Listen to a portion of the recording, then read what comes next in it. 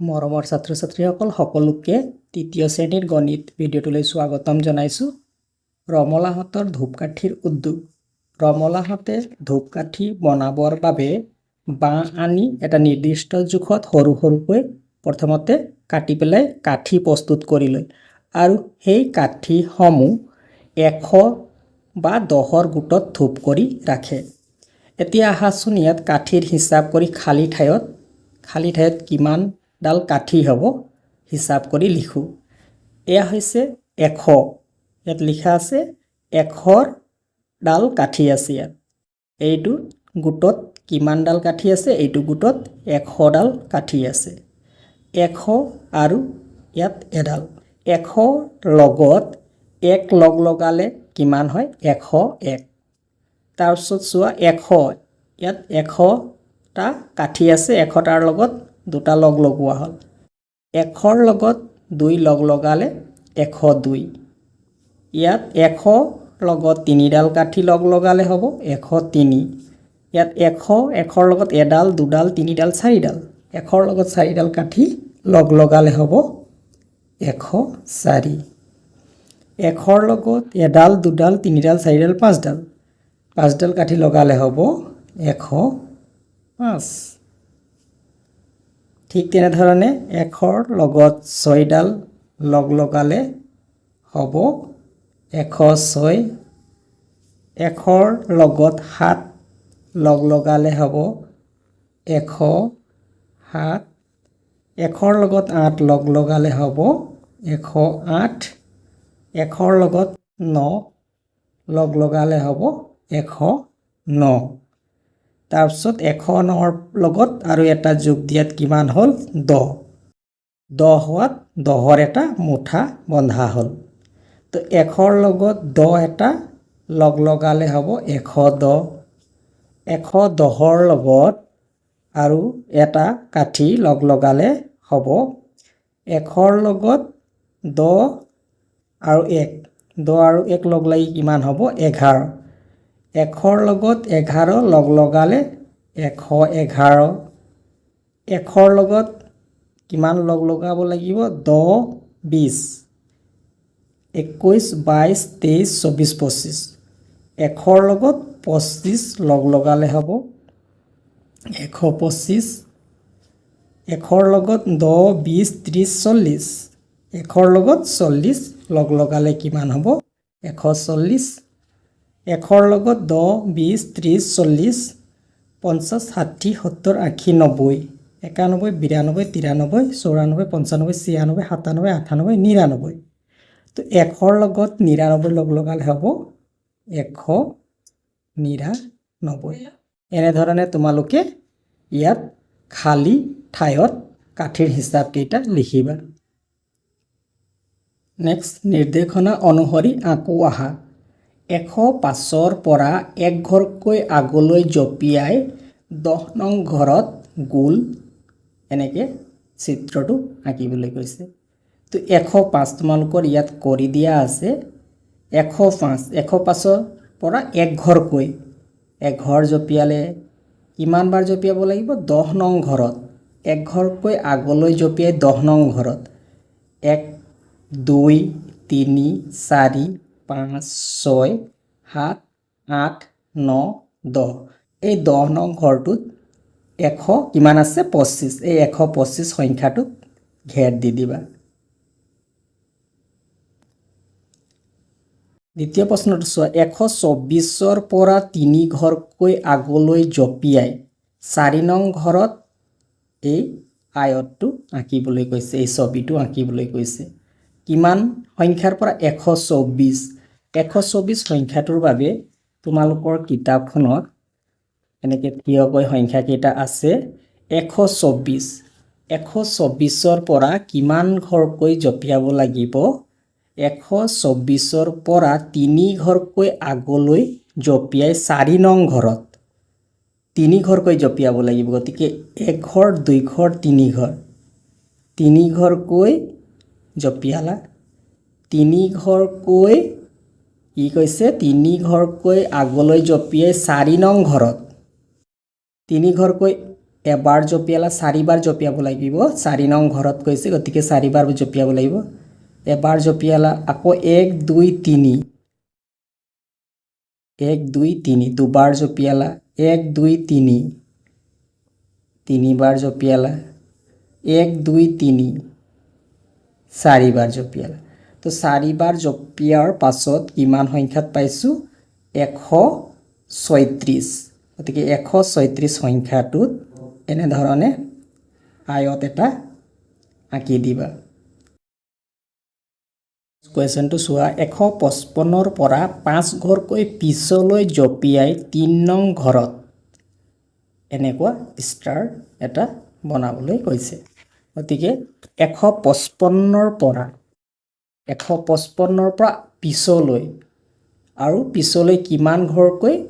জপিয়াই 5 ঘৰকৈ পিছলৈ জপিয়াই গতিকে পিছলৈ হলে আমি হিচাপটো ইয়াৰ পৰা ল'ব লাগিব 155 এটো হৈছে 155 155 পৰা পিছলৈ তাৰ মানে এইফালে আহিব লাগিব কম সংখ্যালৈ আহিব লাগিব পিছলৈ কিমান ঘৰকৈ জপিয়াব লাগিব 5 ঘৰকৈ ইয়াৰ পৰা হিচাপ কৰিবা 1 ঘৰ 2 ঘৰ 3 ঘৰ 4 ঘৰ 5 ঘৰ 5 হ'ল ইয়াত গতিকে প্ৰথমবাৰ জপিয়ালা ইয়াৰ পৰা ইয়ালৈ গতিকে এবাৰ জপিয়ালা কিমান 5 বাৰকৈ 3 নং ঘৰত তো এবাৰ হ'ল তাৰপিছত আকৌ হিচাপ কৰিবা 1 2 3 4 5 দুবাৰ হ'ল 2 নং ঘৰত হ'ল তাৰপিছত 1 2 3 4 5 170 ইয়াত হ'ব তো 5 বাৰকৈ পিছলৈ জপিয়ালে 3 নং ঘৰত কি পাবা 170 আৰু 170টোত কি তোমালোকে এনেকে এটা এনেকে দি দিবলৈ 170ত এটো দিলা তাৰ পাছত এনেকে কৰি অৰ্থাৎ ত্ৰিভুজ দুটা এটা ত্ৰিভুজ ওপৰৰ পৰা এনেকে মাজত 170 লিখা থাকিব তোমালোকে এনেকে ত্ৰিভুজ এটা এনেকে কৰি দিলা তাৰপিছত তলফালে ওপৰত জুঙা ত্ৰিভুজটো এনে ধৰণে 3 নং ঘৰত যেটো সংখ্যা আছে 170 হেতুত এনেকে ষ্টাৰ চিন এটা ভিতৰত 170টো দিবা খালি ঘৰত সংখ্যা লিখো আহা 100 101 এই খালি ঘৰ কেইটাত তোমালোকে সংখ্যা কেইটা লিখিবা 100 101 101ৰ পিছত 102 তেনেকৈ 3 4 5 6 7 8 9 তাৰপিছত 10 আছে তেনে ধৰণে তোমালোকে এনেকৈ লিখি ঘৰটো খালি ঘৰ কেইটা সম্পূৰ্ণ কৰিবা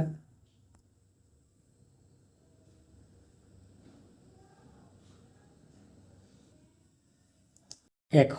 99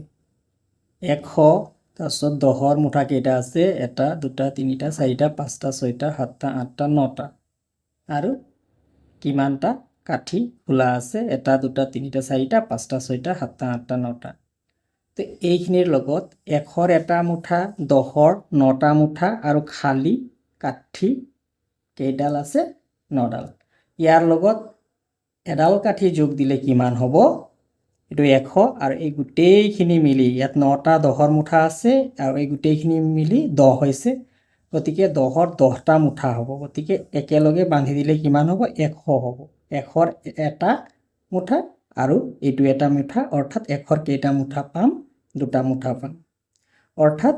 199ৰ লগত এক এটা যোগ কৰিলে কিমান পাবা 200 পাবা 100 কিমান হ'ব 200 খালি ঘৰত 200ৰ পৰা 299 লৈ সংখ্যা লিখো আহা 299 শেষৰ সংখ্যাটো কিমান আছে 299 299ৰ লগত 1 যোগ কৰিলে কিমান পাবা 299 ইয়াত 100ৰ গুট কেইটা আছে 100ৰ গুট দুটা আছে আৰু 10ৰ গুট 9টা আছে আৰু খালি কাঠি যেটো গুট নাই খালি কাঠি 9টা আছে গতিকে এই 9টা কাঠিৰ লগত এটা কাঠি লগ লাগিলে কিমান হ'ব 10টা হ'ব তো 10ৰ গোট কেইটা হ'ব ইয়াত 9টা এইটো মিলি 10টা গোট হ'ব তো 10টা গোট হ'লে এই 100 হ'ব গতিকে 100ৰ এইটো এটা গোট আৰু ইয়াত দুটা গোট মুঠতে 3টা 100ৰ গোট হ'ব অৰ্থাৎ 299ৰ লগত এক যোগ হ'লে কিমান হ'ব 300 হ'ব অৰ্থাৎ 100ৰ গোট কেইটা হ'ব 3টা হ'ব গতিকে ইয়াৰ আনসাৰটো হ'ব 300 খালী ঘৰত 300ৰ পৰা 399 লৈ লিখো আহা ইয়াত তোমালোকে 300 সংখ্যাটো লিখা আছে তেনেকে 301 302 এনেকে সংখ্যা কেইটা লিখি তোমালোকে কিমান লৈকে লিখিব লাগিব 399 লৈকে লিখিব লাগিব এই সংখ্যা কেইটা তোমালোকে নিজে লিখিবা এতিয়া চোৱা 399ৰ পিছৰ সংখ্যাটো কিমান ইয়াত লিখিব লাগে তো 399ৰ পিছৰ সংখ্যাটো লিখিবলৈ হলে আমি কি কৰিব লাগিব পিছৰ সংখ্যাটো পাবলৈ এক এটা যোগ কৰিব লাগিব অৰ্থাৎ 399ৰ লগত এক এটা যোগ কৰিলে কি পাম আমি তাৰ পিছৰ সংখ্যাটো পাম এতিয়া 3 দিয়া আছে তাৰ মানে ইয়াত 100ৰ মুঠা কেইটা আছে 3টা আছে 100ৰ মুঠা 3টা আছে তাৰপিছত ইয়াত 10ৰ মুঠা কেইটা আছে 10ৰ মুঠা 9টা আছে আৰু খোলা কাঠি কেইডাল আছে 9ডাল আছে এই খোলা কাঠিয়ে একডাল খোলা কাঠিৰ লগত লগ লাগি 10ডাল কাঠি হ'ল আৰু ইয়াত 10ৰ মুঠা কেইটা আছে 10ৰ মুঠা 9টা আছে এই 10ৰ মুঠা 9টা আৰু এটা মুঠাৰ লগত লগ লাগি কিমানটা হ'ব এটা 100ৰ মুঠা হ'ব 100ৰ মুঠা হ'ব 9টা 10ৰ মুঠা আছে আৰু এটা 9 10 10ৰ মুঠা আৰু এটা লগ লাগিলে 10টা 10ৰ মুঠা আৰু 10টা 10ৰ মুঠা হলে কি হয় এটা 100ৰ মুঠা হয় গতিকে 3টা 100ৰ মুঠা আৰু এটা 100ৰ মুঠা এই দুটা লগ লাগি কিমান হ'ল 4টা 100ৰ মুঠা আৰু 10ৰ মুঠা কেইডাল থাকিল 10ৰ মুঠা নাই আৰু খালি কাঠি কেইডাল খালি কাঠিও নাই গতিকে 399ৰ লগত এক যোগ কৰিলে কিমান পাবা 400 পাবা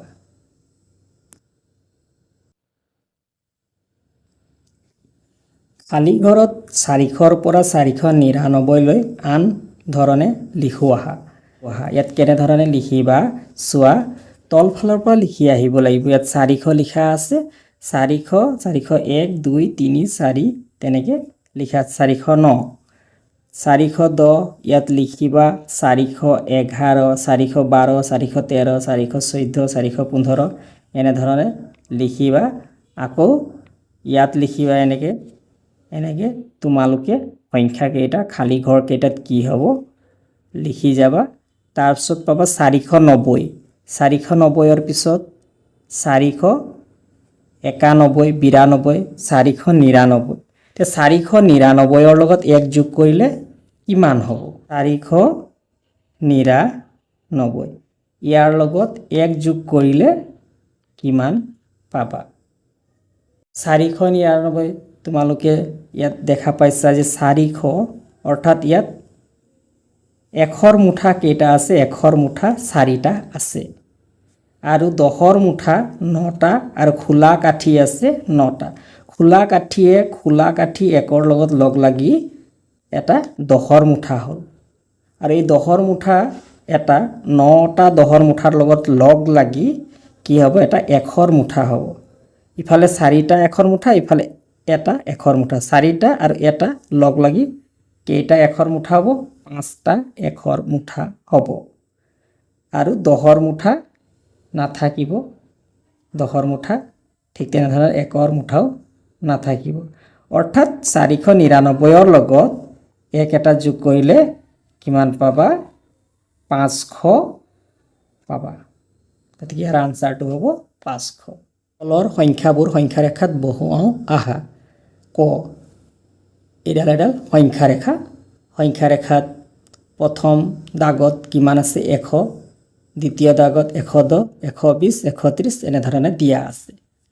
105 সংখ্যাটো সংখ্যা ৰেখাত ক'ত বহিব বহুৱাব লাগে তেনেধৰণে বাকী সংখ্যা কেইটাও বহুৱাব লাগিব তো 100 পৰা 110 তাৰ মানে ইয়াত কেইটা ঘৰ আছে মাজত 100 পৰা 110 অৰ্থাৎ ইয়াত 10টা ঘৰ আছে একেবাৰে সোঁমাজত ভাগ কৰা এইটো হ'ব ইয়াত 105 তম সোঁমাজত কি হ'ব সমানে সমানে ভাগ কৰিলে এটা ঘৰ দুটা ঘৰ তিনিটা ঘৰ চাৰি পাঁচটা ঘৰ পাঁচটা হ'ল ইফালে 6 7 8 9 10 105 সংখ্যাটো ক'ত হ'ব 100 আৰু 110ৰ ঠিক মাজত হ'ব গতিকে ইয়াত লিখিবা 105 তাৰপিছত চোৱা 117 সংখ্যাটো 110 আৰু 120ৰ মাজত হ'ব গতিকে একেবাৰে সমানে সমানে ভাগ কৰিলে ইয়াত হ'ব 15ৰ 1 2 3 4 5 1 2 3 4 5 তো 5 ইয়ালৈকে হ'ল 15 16 17 ইয়াত হ'ব কিমান এই ডালত হ'ব 117 এই আঁচডালত কি হ'ব 117 ঠিক তেনেধৰণে 123 সংখ্যাটো হ'ব 120 আৰু 130ৰ মাজত সোঁমাজত এডাল আঁচ দিলা এইটো 5ৰ কাৰণে চিনটো দিলা এতিয়া 20ৰ পিছত 5টা ঘৰ থাকিব এই আঁচডালৰ আৰু 120ৰ মাজত 1 2 3 4 5 তো 23ৰ কাৰণে 1 2 3 লৈকে যাব গতিকে এই ডালত হ'ব কি 123 তাৰপিছত 135 30 আৰু 40ৰ সোঁমাজত এডাল আঁচ দিবা আৰু সেই আঁচডালতে কিমান সংখ্যাটো পৰিব 135 148 40 আৰু 50ৰ ভিতৰত হ'ব 48 ইয়াত হৈ গ'ল 45 মাজত 45 তাৰপিছত এটা ঘৰ দুটা ঘৰ তিনিটা ঘৰ চাৰি পাঁচটা 45 আৰু 46 47 48 এই আঁচডালত কি হ'ব 148 গতিকে তোমালোকে এনেধৰণে সংখ্যা কেইটা বহুৱাবা সংখ্যা ৰেখাত এই সংখ্যা কেইটা এনেধৰণে বহুৱাবা খ নম্বৰটো চোৱা 231 230 240 এই সংখ্যা দুটাৰ মাজতো 10টা ঘৰ আছে গতিকে 231 ইয়াত এটা দুটা তিনিটা চাৰিটা পাঁচটা ইফালে পাঁচটা ইফালে পাঁচটা 231ৰ কাৰণে এইডাল হ'ব ইয়াত কি হ'ব 231ৰ চিনডাল এইডাল তাৰপিছত 253 সংখ্যাটো ক'ত বহিব চোৱা 50 যোগ 3 গতিকে 50 ইয়াত আছে 50 আৰু কিমান ঘৰ যাব এক ঘৰ দু ঘৰ তিনি ঘৰ গতিকে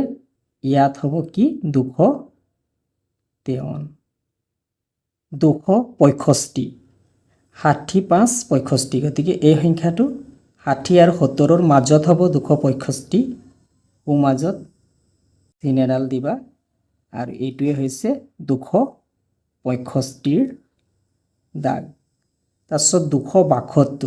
272 কাৰণে 71 72 এইটোৱে হ'ব 272ৰ চিন 289ৰ কাৰণে এনেকৈ দিবা 1 2 3 4 5 1 2 3 4 5 গতিকে এইডালেই হ'ব কি 289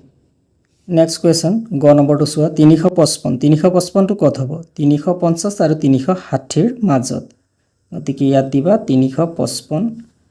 363 63ৰ কাৰণে এটা ঘৰ দুটা ঘৰ তিনিটা ঘৰ এইটো হৈছে 63 363 386 86 যোগ 6 86 1 2 3 4 5 6 এইটো হ'ব 386ৰ কাৰণে এইটো দাগ তাৰপিছত 395 মাজত হ'ব 390 আৰু 400ৰ মাজত হ'ব 395 404 400 401 402 403 404 এইটো হ'ব 404ৰ কাৰণে নেক্সট নিকটৱৰ্তী খ চাওঁ আহা শহাপহুটোৰ কোনটো গাজৰ ওচৰ হ'ব 100 সংখ্যাটোত থকা গাজৰটো ইয়াৰ ওচৰত আছে নে 200ত থকা গাজৰটো ওচৰত আছে তো ইয়াত চোৱা 100 কিমানত আছে শহাপহুটো 134ত আছে তো 134 সংখ্যাটো 100ৰ ওচৰৰ সংখ্যা হয় নে 200ৰ ওচৰৰ সংখ্যা হয় গতিকে তোমালোকে চাই ধৰিব পাৰিছা যে শহাপহুটোৰ ওচৰত থকা কোনটো গাজৰ হ'ব যিটো গাজৰ 100 সংখ্যাটোত আছে গতিকে 100 সংখ্যাটোত থকা গাজৰটো শহাটোৰ ওচৰত আছে শহা থকা সংখ্যাটো নিকটৱৰ্তী খ হ'ব 100 গতিকে যোনটো ওচৰত আছে হেতুৱে হ'ব শহাটোৰ কি নিকটৱৰ্তী খ এইটো হ'ব শহাটোৰ নিকটৱৰ্তী খ শহাটোৰ নিকটৱৰ্তী খত ঘেৰ দি আহা কোনটো নিকটৱৰ্তী হ'ব তাত ঘেৰ দিব লাগে শহাপহুটো আছে 260ত আৰু দুটা গাজৰ দিয়া আছে এটা গাজৰ 200ত আছে এটা গাজৰ 300ত আছে গতিকে ইয়াৰ ওচৰত অৰ্থাৎ নিকটৱৰ্তী খ কোনটো হ'ব যদি বাওঁফালে যায় তেতিয়াহ'লে 1 2 3 4 5 6 বাৰ জপিয়াব লাগে আৰু সোঁফালে গ'লে 1 2 3 4 বাৰ জপিয়াব গতিকে শহাপহুটোৰ নিকটৱৰ্তী খ হ'ব এই গাজৰটো অৰ্থাৎ যোনটো গাজৰ 300ত আছে গতিকে কি কৈছে শহাপহুটোৰ নিকটৱৰ্তী খত ঘেৰ দিওঁ আহা ইয়াত কি দিব লাগিব ঘেৰ প্ৰশ্নটো চোৱা শহাপহুটো আছে 340ত আৰু ইয়াত দুটা গাজৰ আছে এটা গাজৰ 300ত এটা গাজৰ 400ত তো ইয়াৰ ওচৰত থকা অৰ্থাৎ নিকটৱৰ্তী খ কোনটো হ'ব 300 হ'ব নে 400 হ'ব তো ইয়াৰ ওচৰত দেখা পাইছা কি আছে 300 গতিকে ইয়াৰ নিকটৱৰ্তী খ হ'ব 300 খালী বাকচত লিখোৱা 112 নিকটৱৰ্তী খ তো 112 সংখ্যাটো ইয়াৰ যদি ইয়াৰ আগত খ অৰ্থাৎ 100 থকা সংখ্যাটো কি পাবা 100 পাবা আৰু ইয়াৰ পাছত খ অৰ্থাৎ 100 থকা সংখ্যা কি পাবা 200 পাবা গতিকে 112 সংখ্যাটোৰ নিকটৱৰ্তী খ 100 হ'ব নে 200 হ'ব তোমালোকে দেখা পালা যে 100তকৈ কিমান বাঢ়িছে 12 বাঢ়িছে 100তকৈ কিমান বাঢ়িছে কেৱল 12 বাঢ়িছে গতিকে 112ৰ নিকটৱৰ্তী খ সংখ্যাটো হ'ব 100 হ'ব গতিকে ইয়াৰ আনসাৰটো লিখিবা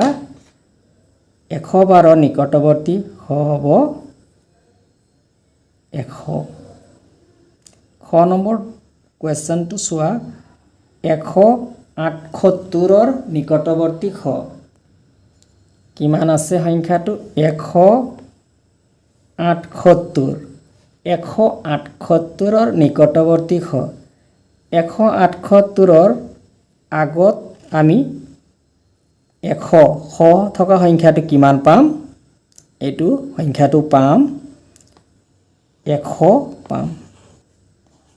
100 সংখ্যাটো পাম তাৰপিছত 178ৰ পাছৰ শতক থকা বা খ থকা সংখ্যাটো কিমান হ'ব 200 200 হ'ব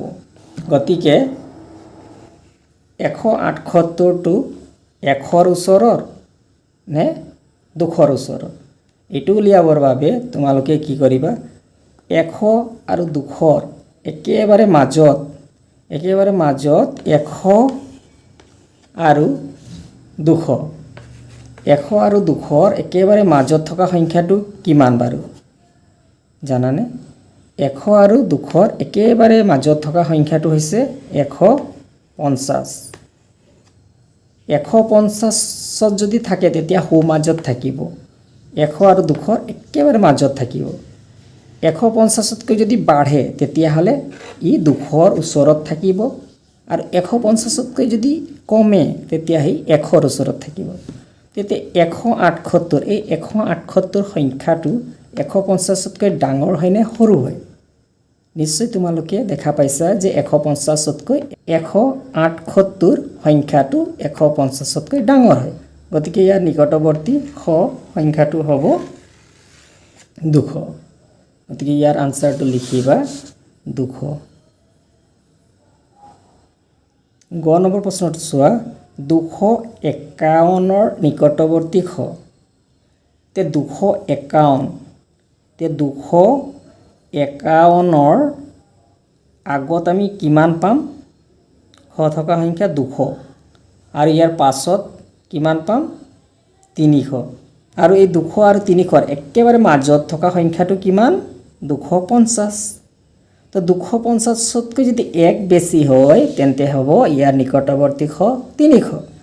আৰু 250তকৈ যদি কম হয় তেন্তে নিকটৱৰ্তী হ'ব 200 তো সংখ্যাটো কিমান দি আছে 251 অৰ্থাৎ এই সংখ্যাটো 300ৰ কি হয় 300 সংখ্যাটোৰ নিকটৱৰ্তী খ হ'ব গতিকে 251ৰ নিকটৱৰ্তী খ হ'ব 300 এতিয়া চোৱা 414ৰ ইয়াৰ আগৰ শতক থকা সংখ্যাটো কিমান পাবা 400 আৰু ইয়াৰ পাছত 500 গতিকে 400 আৰু 500ৰ মাজত থকা সংখ্যাটো 450 গতিকে 450তকৈ এই সংখ্যাটো সৰু হ'লে এই সংখ্যাটোৰ নিকটৱৰ্তী খ হ'ব 400 যদি ডাঙৰ হয় তেন্তে নিকটৱৰ্তী খ সংখ্যাটো হ'ব 500 গতিকে 415টো 450তকৈ সৰু গতিকে ইয়াৰ নিকটৱৰ্তী খ হ'ব 400 গতিকে ইয়াত তোমালোকে লিখিবা 400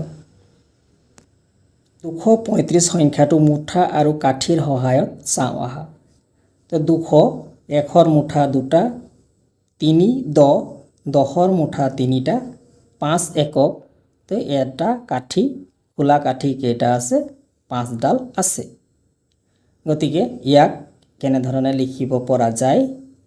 যেটো 335 দিয়া আছে এই সংখ্যাটো 100 মুঠা কেইটা দুটা আছে গতিকে 100 200 যোগ চিন দিয়া হল 200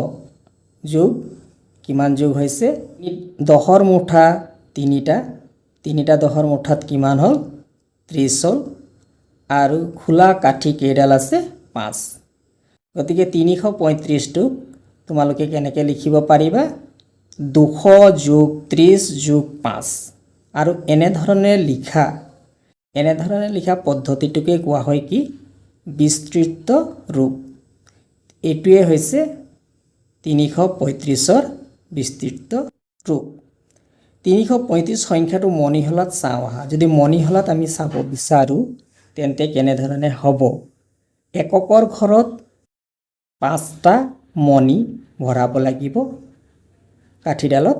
আৰু দশকৰ ঘৰত যেহেতু 10ৰ মুঠা 3টা আছে গতিকে মনি 3টা ভৰাব লাগিব আৰু শতকৰ ঘৰত 2টা মনি এনেধৰণে মনিহলত 335টো আমি ভৰাই দেখাব পাৰো মনিহলত মনি গণনা কৰি সংখ্যা আৰু সংখ্যাবোৰৰ নাম লিখো আহা লগতে সংখ্যাটো বিস্তৃত ৰূপতো লিখো আহা এতিয়া মনিহলত মনি ভৰুৱা আছে এটো চাই পেলাই কি কৰিব লাগিব সংখ্যা সংখ্যাটো কিমান হ'ব সেই সংখ্যাটো তোমালোকে লিখিব লাগিব তাৰপিছত সংখ্যাটোৰ নাম তাৰপিছত সংখ্যাটোৰ বিস্তৃত ৰূপ তো প্ৰথমতে আহা সংখ্যাটো লিখো এককৰ ঘৰত কি আছে 1 গতিকে এককৰ ঘৰৰ পৰা আৰম্ভ কৰো 1 লিখা হ'ল দশকৰ ঘৰত কেইটা মণি আছে এটা দুটা তিনিটা তো গতিকে দশকৰ ঘৰত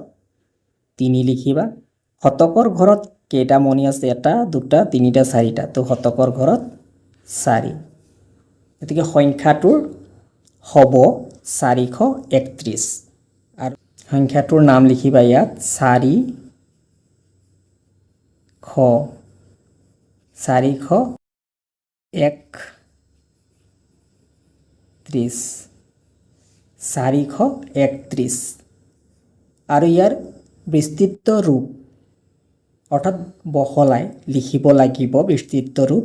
তে 4 শতকত এখৰ মুঠা কেইটা আছে 4টা আছে এখৰ মুঠা 4টা হলে কিমান হ'ব যেনেকে তোমালোকে ইয়াত পাইছিলা যে 10 পাইছিলা যে এখৰ মুঠা কেইটা আছে দুটা আছে গতিকে দুটা এখৰ মুঠাত কিমান হ'ব 200 এনেকুৱা এখৰ মুঠা 4টা যদি হয় তেন্তে 4টা এখৰ মুঠাত কিমান হ'ব ইয়াত আছে কিমান 4টা এখৰ মুঠা গতিকে 4টা এখৰ মুঠাত কিমান হ'ব 400 আৰু দহৰ মুঠা কেইটা আছে তিনিটা দহৰ মুঠাত কিমান হ'ব 30 হ'ব আৰু এককৰ ঠাইত অৰ্থাৎ খোলা কাঠি কেইডাল আছে এডাল গতিকে ইয়াত হ'ব 1 এনেধৰণে তোমালোকে বিস্তৃত ৰূপটো লিখিবা নেক্সট কুৱেশ্যনটো চোৱা ইয়াত এককৰ ঘৰত কেইটা মণি আছে এটা দুটা তিনিটা চাৰিটা পাঁচটা গতিকে এককৰ ঘৰত 5 দহকৰ ঘৰত মণি নাই গতিকে 0 লিখিবা আৰু শতকৰ ঘৰত এটা দুটা তিনিটা 3 লিখিবা সংখ্যাটো লিখা হ'ল সংখ্যাৰ নামটো লিখিবা 305 আৰু ইয়াক বিস্তৃত ৰূপ হ'ব 3 এখৰ মুঠা 3টা আছে গতিকে 3টা হলে 300 হ'ব আৰু দহৰ ঘৰত অৰ্থাৎ দহৰ মুঠা নাই গতিকে 0 দিবা আৰু খোলা কাঠি বা এককত কিমান লিখিবা 5 এটি হৈছে 305ৰ বিস্তৃত ৰূপ এটা তলত দিয়া আছে তালিকা এখন আৰু এই তালিকাখন পূৰ কৰিবলৈ হৈছে সোৱা কি দিয়া আছে সংখ্যাৰ নাম সংখ্যা আৰু বিস্তৃত ৰূপ 207 সংখ্যাটো লিখিলা বিস্তৃত ৰূপটো লিখিলা 344 গতিকে 344 লিখিলা এতিয়া ইয়াৰ বিস্তৃত ৰূপ 300 গতিকে শতকৰ ঘৰত 3 আছে 3 শতক অৰ্থাৎ 300 হ'ল 4 দহক হৰ মুঠা 4টা হলে 40 বা দহকৰ ঘৰত 4 10 40 আৰু এককৰ ঘৰত বা যিখিনি খোলা কাঠি আছে হেতু হৈছে এককৰ ঘৰত থকা গতিকে ইয়াত হ'ব 415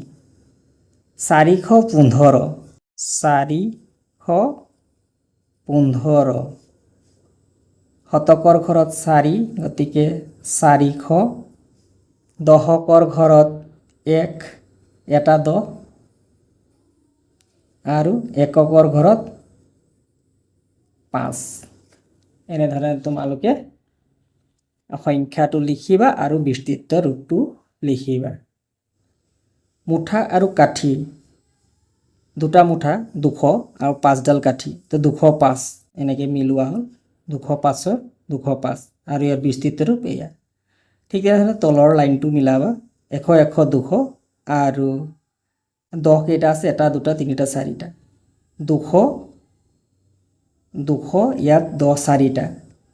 200 হ'ল 10 4টা খোলা কাঠি 1 2 3 4 5 6 7 গতিকে এইটো ইয়াত হ'ব আৰু ইয়াৰ বিস্তৃত ৰূপ কোনটো হ'ব 240 হাত বিস্তৃত ৰূপ এইটো তাৰপিছত 100 100 200 আৰু 50 250 এনেকৈ দিলা 250 তাৰপিছত 250ৰ পৰা ইয়াত আহিল তাৰপিছত 300ৰ কাৰণে এয়া তাৰপিছত ইয়াৰ পৰা 300 এনেধৰণে তোমালোকে আস্তানি মিলাবা স্থানীয় মান আৰু নিজা মান চাওঁ আহা একক দশক শতক এককৰ ঘৰত 5 আছে তো 5ৰ স্থানীয় মান কি হ'ব 5ৰ স্থানীয় মান 5 হ'ব 5 1 বা 5 আৰু ইয়াৰ নিজা মান হ'ব 5 ঠিক তেনেদৰে 3ৰ স্থানীয় মান হ'ব 3 10 বা 30 আৰু ইয়াৰ নিজা মান 3 ঠিক তেনেদৰে 2 শতকৰো শতক স্থানত থকা 2 সংখ্যাটোৰ স্থানীয় মান 200 বা 200 আৰু নিজা মান হ'ব 2 এতিয়া চোৱা সংখ্যা এটাৰ অংকবোৰৰ নিজা মান হ'ল অংকবোৰ নিজে মানে এই সংখ্যাটো বা অংকটোৰ নিজা মান কিমান বুলি ক'লে 3 অংকটো নিজে হ'ল ইয়াৰ নিজা মান এতিয়া ইয়াত ঘেৰ দিয়া এতিয়া ইয়াত ঘেৰ কৰা অংকবোৰৰ স্থানীয় মান আৰু নিজা মান লিখিব লাগে গতিকে এককৰ ঘৰত আছে 3 ইয়াৰ স্থানীয় মান কিমান হ'ব ইয়াৰ স্থানীয় মান 3 1 বা 3 গতিকে 3 লিখি দিম ইয়াৰ স্থানীয় মান 3 আৰু নিজা মান হ'ব 3 ইয়াত দশকৰ ঘৰত আছে গতিকে ইয়াৰ স্থানীয় মান এই স্থানটো দশক স্থান গতিকে 10 এটা পূৰণ হ'ব 3 পূৰণ 10 অৰ্থাৎ 3 10 গুণ 30